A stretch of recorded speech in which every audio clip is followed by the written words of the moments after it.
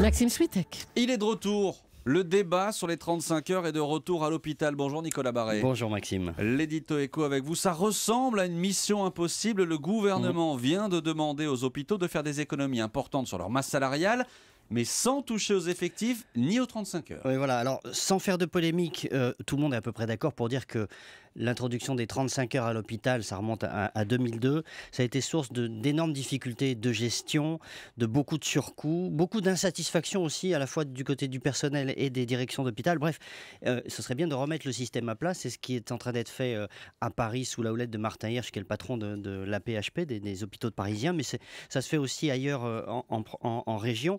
Cela dit, ça ne va pas tout seul. Il y a souvent des syndicats qui montent au créneau. Et là, le gouvernement est aux abonnés absents. C'est-à-dire C'est-à-dire que quand la tutelle demande effectivement aux hôpitaux de faire des économies sur la masse salariale sans toucher aux effectifs, soit elle prend les directeurs d'hôpitaux pour des magiciens, soit il faut qu'elle assume les conséquences de tout ça. Or, la seule solution pour réduire les coûts salariaux sans toucher du tout aux effectifs, c'est effectivement de jouer sur l'organisation du travail, de mieux s'organiser pour limiter le nombre de RTT, limiter le nombre d'heures supplémentaires, etc.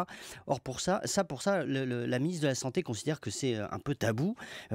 Alors, évidemment, l'heure de vérité approche. Il y a une grève à Paris le 21 mai qui est réclamée par les syndicats. Le gouvernement va devoir sortir de cette ambiguïté.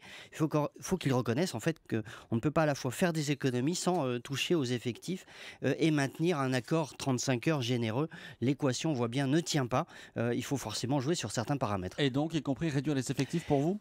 On ne peut pas répondre globalement parce que ça serait agiter un chiffon rouge, mais c'est vrai que quand on regarde service par service, peut-être que si le travail était mieux organisé entre les équipes, il serait possible que ça débouche ici ou là, éventuellement sur des économies de personnel sans nuire à la qualité des soins, ce qui est évidemment essentiel.